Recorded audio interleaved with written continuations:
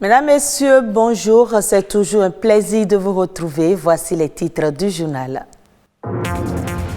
Les enseignants sont à l'honneur ce 5 octobre. Les enseignants consacrent toute leur vie à former des élites de demain, mais leurs efforts ne sont pas souvent reconnus à sa juste valeur.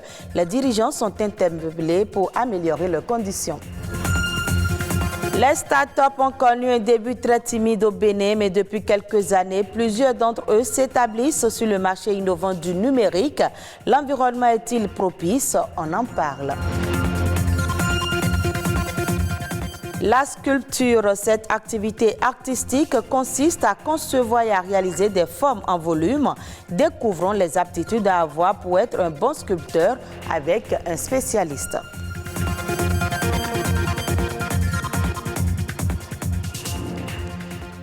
La journée mondiale des enseignants a lieu chaque année le 5 octobre pour célébrer les enseignants à travers le monde. L'enseignant joue un rôle important dans le système éducatif, notamment dans la formation des cadres de demain. Mais ce métier peine à être valorisé. Quelques enseignants plaident pour la valorisation de cette fonction.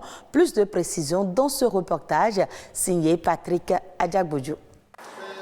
Devenir enseignant, c'est exercer un métier passionnant et exigeant, celui de participer à la construction de la société en transmettant son savoir aux apprenants, futurs cadres de demain.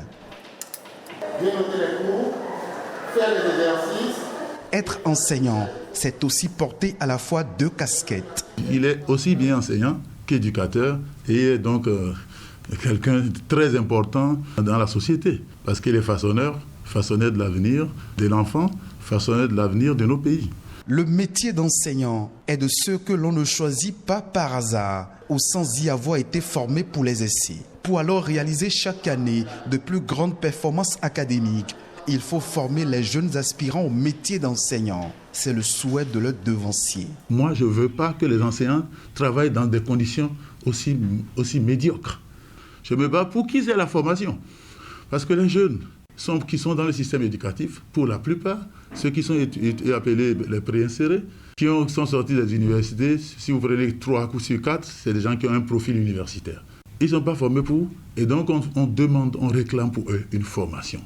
Il est clair que l'on doit accompagner cette formation par tout ce qui va avec. À l'université d'Abomey-Calavi, la responsabilité des enseignants dans la formation des élites du Bénin de demain est aussi grande.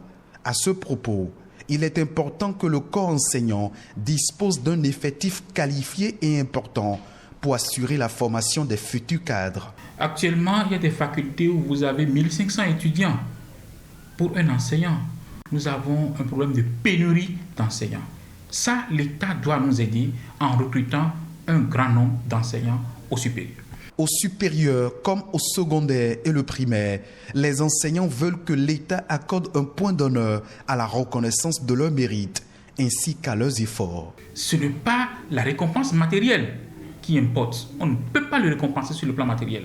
C'est la considération, la reconnaissance morale. La reconnaissance là, ça réconforte l'enseignant que, vraiment, je suis utile pour ma société. Et pour être vraiment utile à ces âmes qui ne demandent qu'à être bien éduquées et bien formées, ces formateurs rêvent de travailler dans un système éducatif attrayant. Le président Patrice Talon, il a dit qu'il rendra le métier très attrayant. Faites effectivement un effort pour que ce métier soit attrayant et non démotivant parce que l'enseignement est devenu un peu une sorte de salle d'attente dans l'espérance qu'on trouvera mieux. Enseigner est un art. Prêter le serment de l'exercer ne saurait être un tremplin, le temps d'atterrir dans un autre métier. Ce faisant, c'est l'avenir du système éducatif qui en pâtit et par ricochet, la qualité du cadre qui en ressort. Je l'annonçais dans les titres, les start-up participent à l'essor de l'économie d'une nation. À combien s'élève le nombre des innovations au Bénin? L'environnement est-il favorable pour la floraison des start-up? Une équipe de notre rédaction s'est intéressée à ces questions. Reportage Rodrigue Babagbito. Depuis bientôt 1 an déjà, Martial a fait du Bénin le siège d'une des filiales de sa start-up. une entreprise africaine évoluant dans le e-commerce. La solution innovante de manière concrète que nous proposons, c'est utiliser le digital pour accroître la manière de faire le commerce chez nos mamans. Une idée innovante qui voit le jour à la suite d'expériences personnelles qu'il a vécues. À ce jour, sa start-up est présente dans 8 pays africains, mais son rendement pourrait être bien meilleur si le Bénin offrait un environnement identique à celui des 7 autres pays. Jusqu'aujourd'hui, en une année d'exercice, nous pouvons dire que ça a évolué, mais particulièrement dans l'environnement béninois, il faut comprendre qu'il y a beaucoup de choses à parfaire. Beaucoup de choses à parfaire parce que les gens ne maîtrisent pas trop le digital. Les gens ne maîtrisent pas l'avantage qu'on peut tirer du digital. Par contre, dans d'autres pays comme le Sénégal, où nous sommes activement présents, ils ont pris rapidement à bras le corps. Le Ghana, ils ont pris rapidement à bras le corps parce qu'ils sont plus évolués digitalement que nous. Ici, une jeune pousse gravit les échelons dans le secteur de l'électronique et de l'informatique. À sa tête, Wenceslas, dont voici la récente réalisation.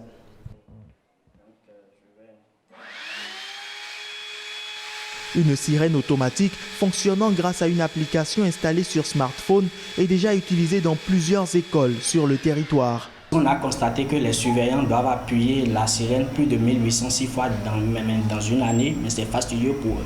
Donc nous, on a choisi de créer un système automatique programmable sur smartphone qui joue ces rôles-là à leur place. Il n'y a en réalité pas de fond de base quand on est un jeune qui vient de commencer et tout. Mais l'idée que nous on a eue, c'est de pouvoir donner des services à des structures. Et avec ces sous-là, en réalité, on va financer nos innovations. Une stratégie bien trouvée par Wenceslas et son équipe, mais qui n'est pas évidente pour toute jeune pousse.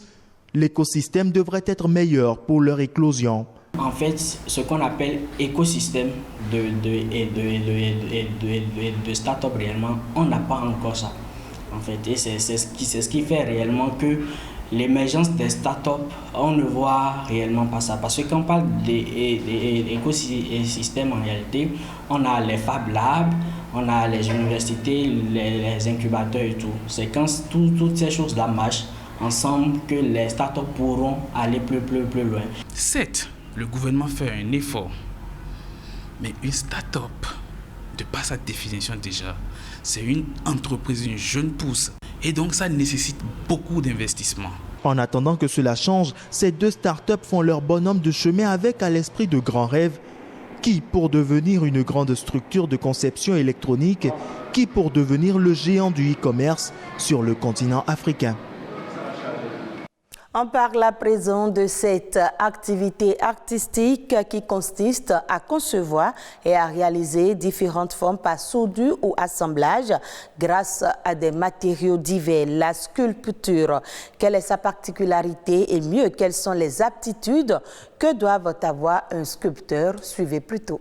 Quand vous prenez un sculpteur, vous pouvez avoir un artisan sculpteur, mais très bon, techniquement bon. Vous lui dites de te faire un portrait, c'est-à-dire il prend du bois, il vous dessine correctement, il vous sort dans le bois. Mais il peut ne pas être un artiste.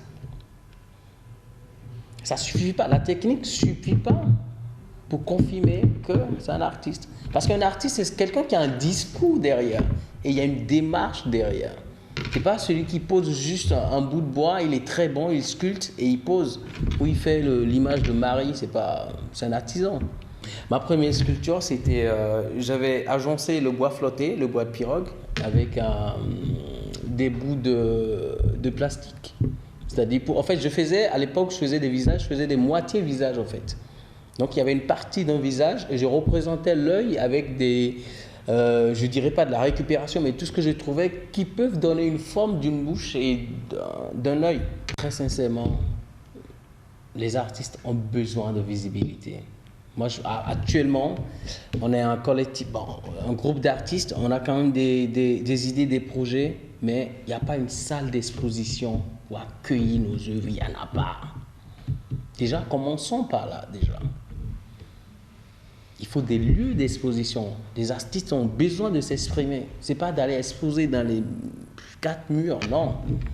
Il faut des vraies salles d'exposition. Il faut des espaces culturels.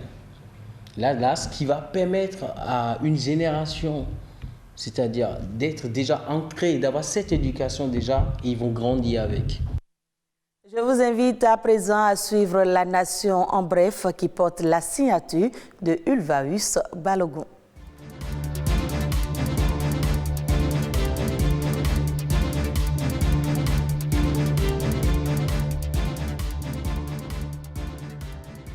Le Bénin reçoit pour la première fois, et ce grâce à l'appui du gouvernement américain, son premier vaccin ARN messager. Le vaccin Pfizer qui vient s'ajouter aux autres vaccins déjà disponibles sur les sites de vaccination pour offrir un choix plus large aux populations. 322 280 doses du dit vaccin ont été réceptionnées par le ministre de la Santé, Benjamin Hunkpati. Selon le ministre, ce don intervient à la suite des 302 400 doses de vaccins Johnson & Johnson reçu par le Bénin en juillet 2021. Le ministre n'a pas manqué d'appeler la population à faire le geste qui sauve en se rendant massivement sur les sites pour se faire vacciner.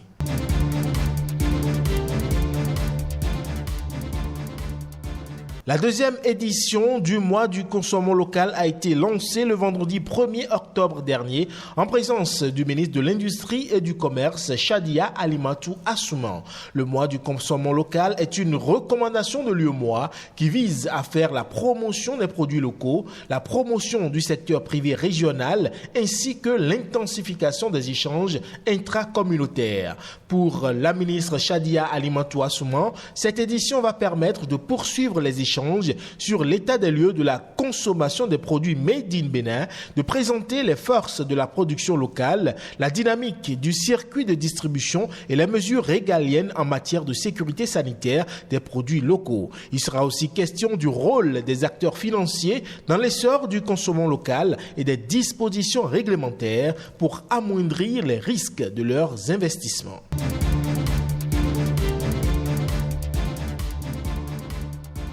L'encours de la dette publique du Bénin s'est établi au 30 juin 2021 à 4 825 milliards de francs CFA au deuxième trimestre de l'année 2021 contre 4 776 milliards au premier trimestre de la même année, ce qui équivaut à une hausse de 78,84 milliards de francs CFA. C'est ce que renseigne le bulletin statistique de la dette publique au deuxième trimestre 2021 publié le 1er octobre dernier par la Caisse autonome d'amortissement. Le taux d'endettement public s'est donc établi à 29,84% du PIB pour la dette extérieure et 19,25% du PIB pour la dette intérieure. Ainsi, le Bénin demeure en dessous de la limite de 70% retenue dans le cadre de l'application des critères de convergence de la zone UEMOA avec un écart de plus de 20 points de pourcentage.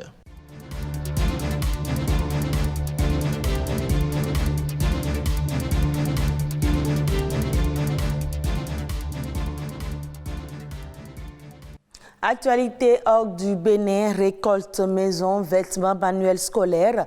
Tout a été englouti par les inondations qui frappent le Soudan du Sud. Des dizaines de milliers d'habitants sont contraints à quitter leur domicile. Suivez le reportage de nos confrères de France 24. Le Soudan du Sud a décrété qu'il s'agissait d'une urgence nationale. Les inondations qui ont débuté en mai ont déjà déplacé plus de 400 000 personnes. Malgré les risques sanitaires, beaucoup n'ont d'autre choix que de boire l'eau de la crue. Il y a trop d'eau. Avant, on mangeait ce qu'on cultivait, mais maintenant, il n'y a pas de nourriture. On nous fournit les graines, mais comment peut-on les planter? J'ai essayé, mais l'eau les a emportées et je suis maintenant incapable de me sortir de cette situation. Les autorités locales demandent de l'aide au gouvernement. Il y a 9015 habitants et environ 7000 personnes ont été touchées. Du fleuve Nil jusqu'au côté ouest, ce sont des habitants de ma ville. Ils ont tous subi des pertes. Plus de 200 maisons ont été détruites dans ma région. Pour des raisons budgétaires, le Programme alimentaire mondial de l'ONU a dû suspendre une partie de son aide à 100 000 déplacés. Sur le plan politique, l'accord sur le partage du pouvoir entre le président Salva Kiir et le vice-président Riek Machar, bien que fragile, tient toujours. Et vous pouvez suivre ce journal sur le site de l'ORTB, www.ortb.bj. Merci à vous de nous avoir suivis.